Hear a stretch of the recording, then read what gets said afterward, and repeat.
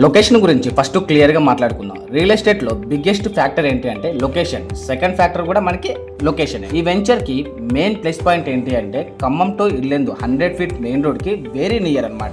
Daily connectivity కూడా చాలా ఈజీగా అనేది ఉంటుంది. సైట్ ఆపోజిట్లోనే మనకి పోలీస్ స్టేషన్ ఉంది.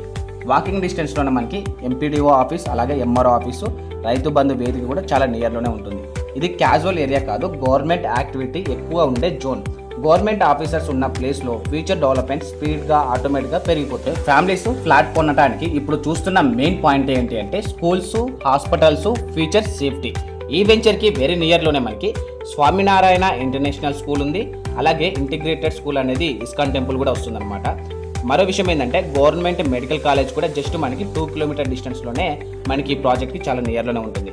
మెడికల్ కాలేజ్ వచ్చిన ఏరియాలో అప్రిసియేషన్ అనేది ఎలా పెరుగుతుందో మనం హైదరాబాద్, వరంగల్, విజయవాడ చాలా ప్లేసెస్లో చూసాం.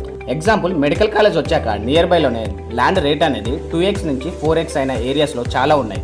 మరో ఎగ్జాంపుల్ కూడా చెప్తున్నాను. ఇంటర్నేషనల్ స్కూల్ నియర్ బైలో ఉన్న గేటెడ్ కమ్యూనిటీలో రెంటల్ డిమాండ్ కూడా చాలా పెరుగుతుంది. ఇది ప్రాక్టికల్ గ్రోత్ ప్యాటర్న్. ఖమ్మంకే అప్కమింగ్ ఔటర్ రింగ్ రోడ్ కూడా ఫ్యూ మినిట్స్ జర్నీ డిస్టెన్స్ లో ఉండటం అనేది హగ్ అడ్వాంటేజ్.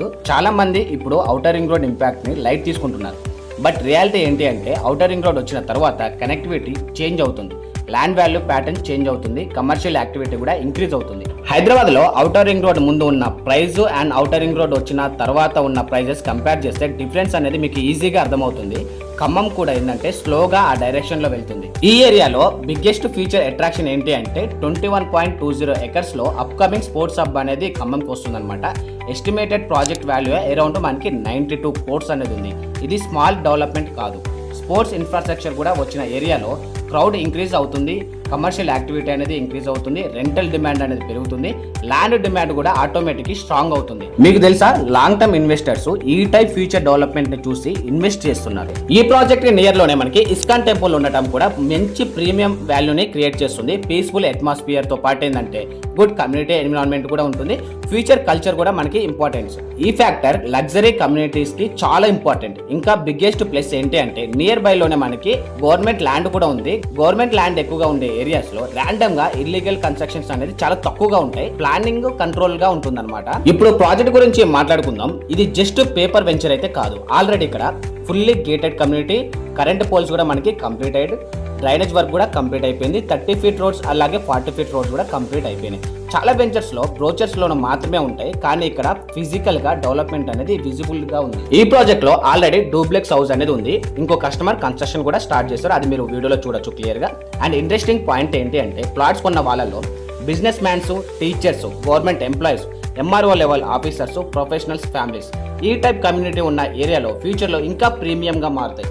ఎందుకంటే సరౌండింగ్ స్టాండర్డ్ గా ఆటోమేటిక్ గా మెయింటైన్ అవుతుంది.